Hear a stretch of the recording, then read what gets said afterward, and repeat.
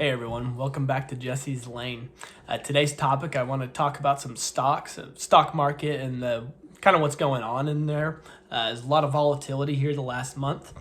Kind of what's going on, what the Federal Reserve's plans are, and what I'm going to be doing here really shortly.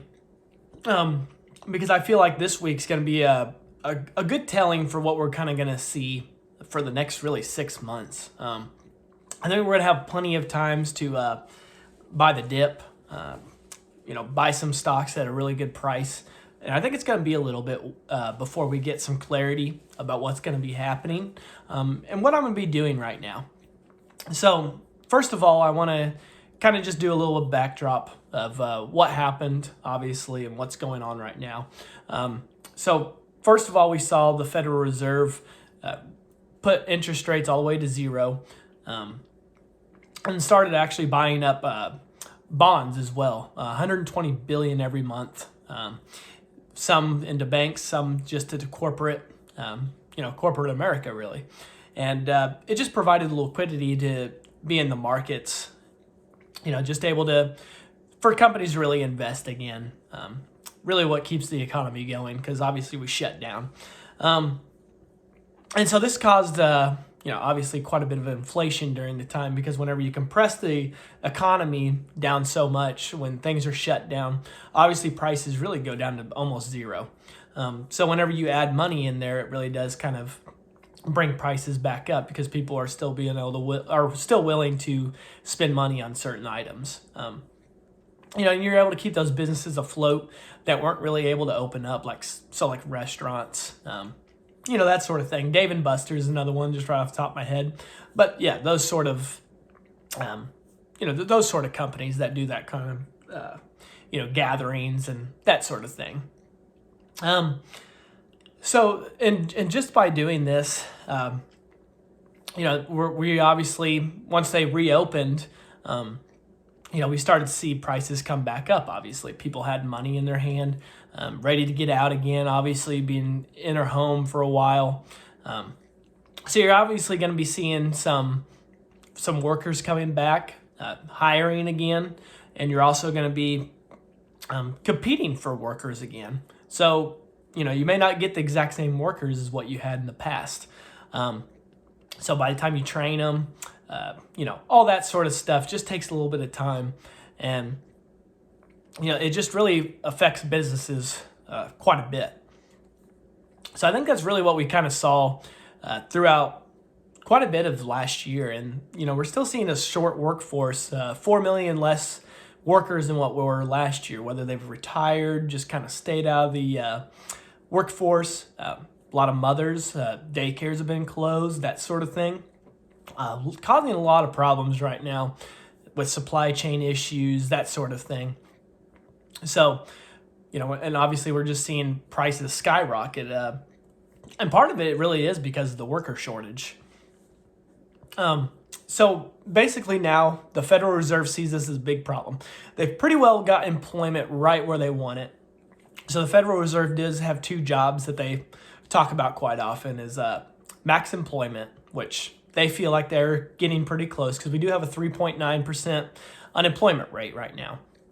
So they feel pretty good about that. Now, obviously, they've got to deal with inflation.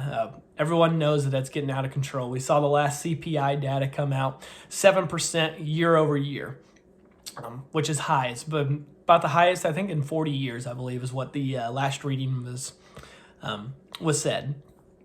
So, obviously, now the Federal Reserve has ended, well, they will be ending their taper, actually. They're still actually buying up some bonds, but they will be ending that officially here in the next month and a half, mid-March. And so after that, they plan on raising interest rates right away, try to kind of get inflation under control, basically.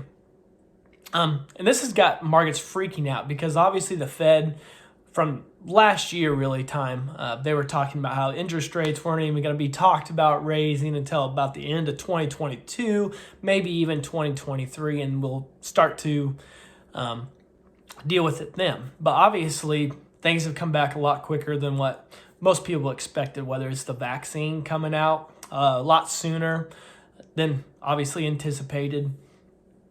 people just starting to feel a little bit more comfortable coming back into the workforce, going out again. So all this stuff has really added up, and it's caught a lot of people in the market off guard, especially with these high inflation data reads. It's just really basically because of supply chain issues and worker shortages. And that's kind of what we're seeing right now. So a lot of people kind of freaking out. Is the Fed just going to come in? They're going to do 2 rate hikes, right away, and they're going to, kind of freak people out. Businesses may start spending a lot less, and then we're going to go right back into a recession. That's what a lot of the panic is right now. Me personally, I don't really see that happening. I see way too much demand right now for us to really, the Federal Reserve just to come in and just start doing rate hikes left and right, unloading their balance sheets, which they have talked about slightly, not a lot. We'll obviously be getting a lot more clarity on that the next Federal Reserve meeting. And Jerome Powell said that in his last, in the last time that he talked, and questions were asked, that sort of thing. So we're really kind of seeing something that we've never really seen before, with the economy just completely shut down, and then all of a sudden we're kind of opening back up. People are starting to feel comfortable again. It just took a lot less time than what everybody expected. So obviously we've seen the market at all-time highs, and so for the first time in nearly 2 years, we've actually had a correction, which is pretty insane. I mean, that's just a huge bull run for nearly 2 years.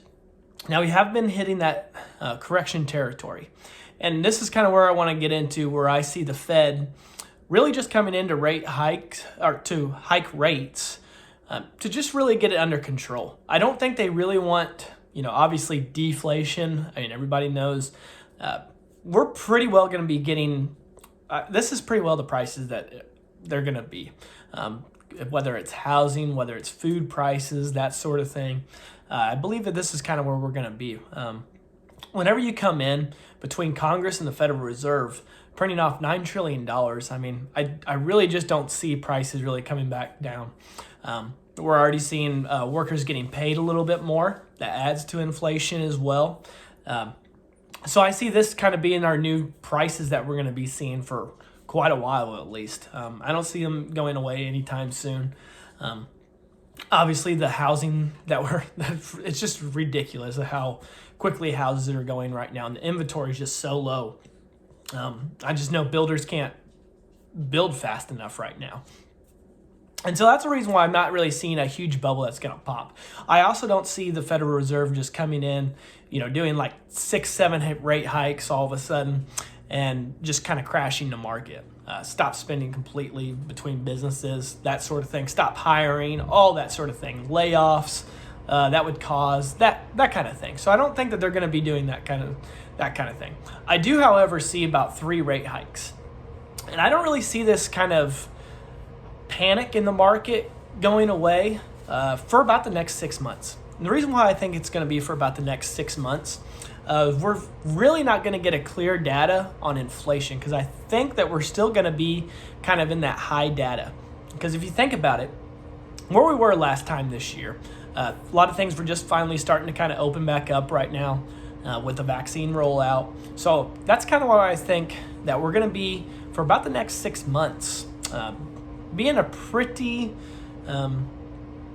inflationary times. And it's going to really freak out the market, because they're going to think that the Fed's just going to come in and just keep on rate hiking, unload that balance sheet that I mentioned just a little bit, that sort of thing. And I don't think the Fed's going to really do that. I think they're going to come in, they're going to obviously rate hikes, a rate hike in March. Pretty well that's guaranteed. Even some of the most dovish Federal Reserve Committee members are even saying that they need to stick by what they said and do a rate hike right away to kind of deal with inflation. So that's just kind of what I'm seeing right now. And the reason why I think that it's going to be 6 months is because where were we this time last year, as I mentioned earlier? And really, inflation data didn't really come in as hot as what we thought until really about that September, October time, whenever we really started kind of seeing those higher numbers where we started seeing like the +5s, +6s, and now obviously we're at 7 now. And I think that's really, I don't really know if that's going to go away anytime soon here in the next several months.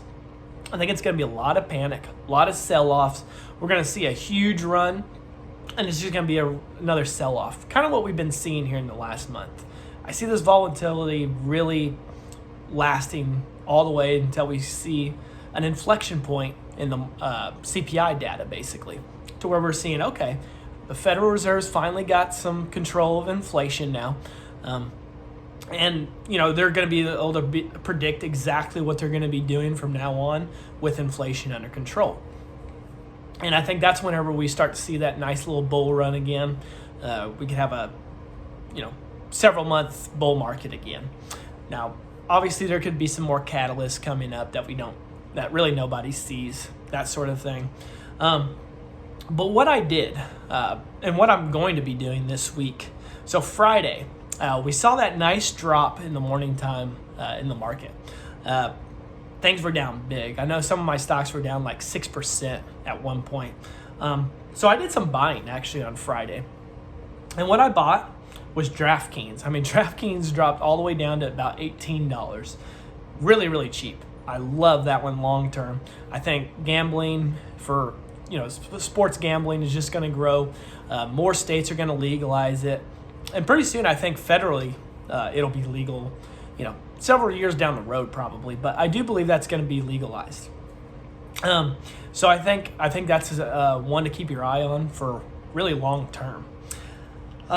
I also did some buying on the Honest Company. I've talked about this one a little bit on this channel. I really like them. They've just gotten beat up so much through this time. They're kind of struggling with supply chain issues, that sort of thing. And their earnings just aren't the best. I mean, that's kind of anticipated.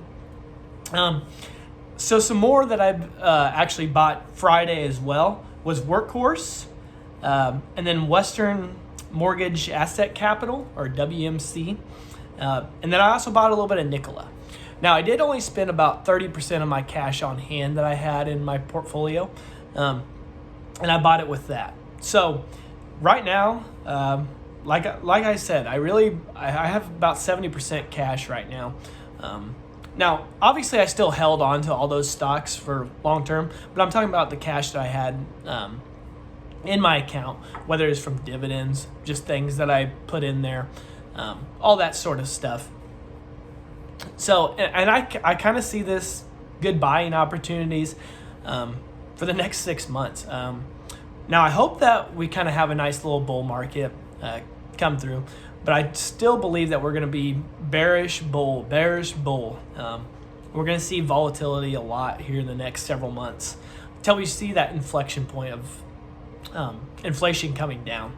And then I think that's whenever we're going to start seeing some really crazy short squeezes, I believe, with these small caps. And that's what I'll be buying quite a bit more here in the next several months.